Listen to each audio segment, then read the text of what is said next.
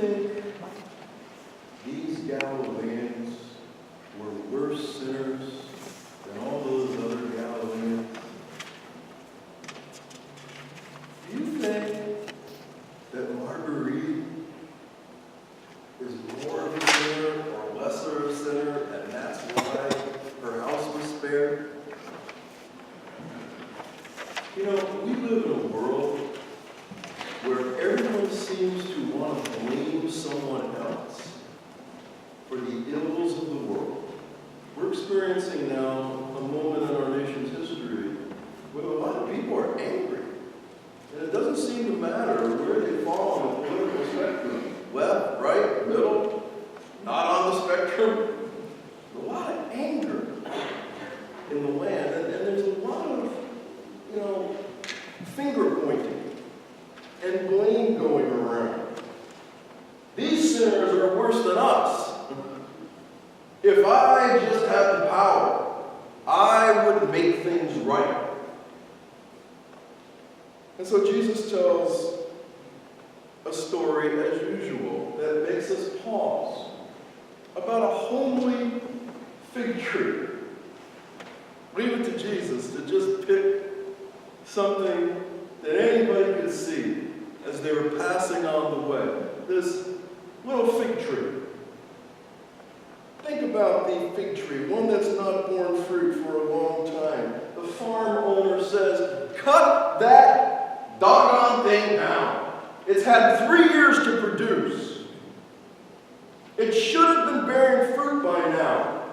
And it's just taken up space. Now that may sound cruel and unfeeling until you think about it. If you cut down the fig tree, you can plant a new one, right? Maybe you could fit 2 fig trees in that space, which would then give fruit.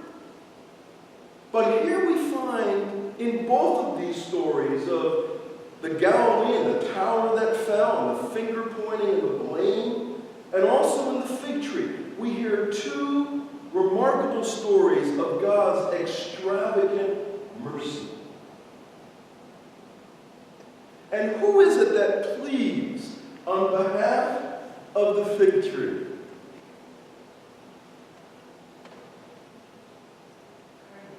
Who is the owner of the fig tree?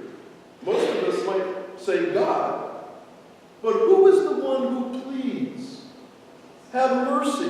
Give it 1 more year. Let me just fertilize. Let me get the fertilizer down. Let me aerate the soil. Let me make sure it has enough light. Let me make sure it's protected from the wind. Who is advocating for the fig tree? Is it not the Holy Spirit,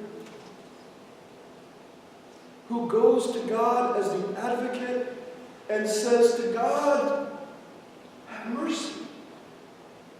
Give it 1 more year. Have you ever been in trouble and cried out to God for mercy when you knew in your heart you deserved it? But yet you pleaded. The Holy Spirit is the one who hears our prayers. And the Greek word is paraclete, advocate, lawyer. God, the Holy Spirit, says, give Gary more time. He's messed it up. He blew it again. But give him another chance to get it right. Aren't you glad that God is a God of mercy?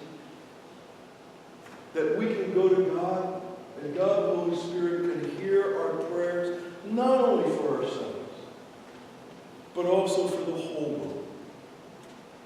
All week, friends, as I thought about this passage, and those who were in the Bible study can vouch for this on Tuesday, I couldn't help but think about our church.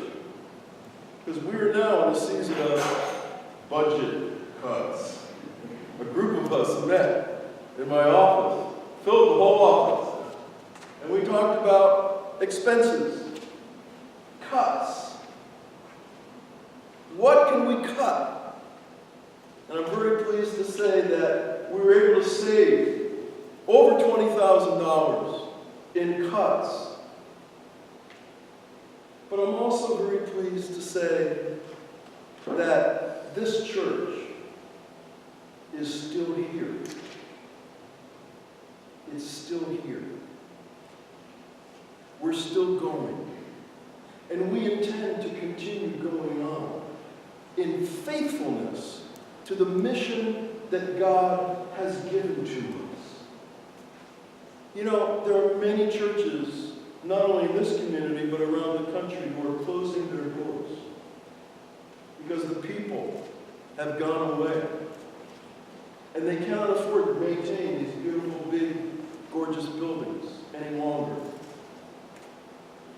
We have to ask ourselves, is God, in God's mercy, sparing us? For what? Not so that we can have a club for members only. God, in God's mercy, keeps us alive because we have work to do in this community and in this world. Here's a question for us to ponder. If Church in the Highlands ceased to exist, would we be missed?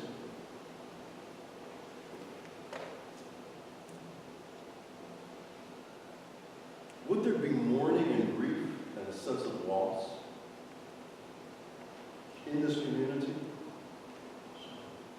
I want to suggest to you that there would. And who would be the greatest mourners besides we ourselves? How about those 80 children that fill these halls Monday through Friday? And the churches that worship here, some of whom we had lunch with them, with the Seventh-day Adventist group. The way that we serve this community and open our doors 7 days a week. The parents who are depending on us so that they have a safe, warm place for their children. That they can go to school so mom and dad can work and make the money to keep paying the mortgage. There are so many people in this community that are depending on us to get it right. Now, we could point fingers of blame as to why, as a church, we got this small. And all the people that made mistakes that brought us to this point. Or we could say, Lord, have mercy. Thank you that we've come through these difficult times. Help us now. Give us the courage and the wisdom to be your church in this place and to serve these families, these families, these families, those families out there in our community. God shows mercy to us. Therefore, we must be merciful to one another. This is the word of the Lord. Thanks be to God.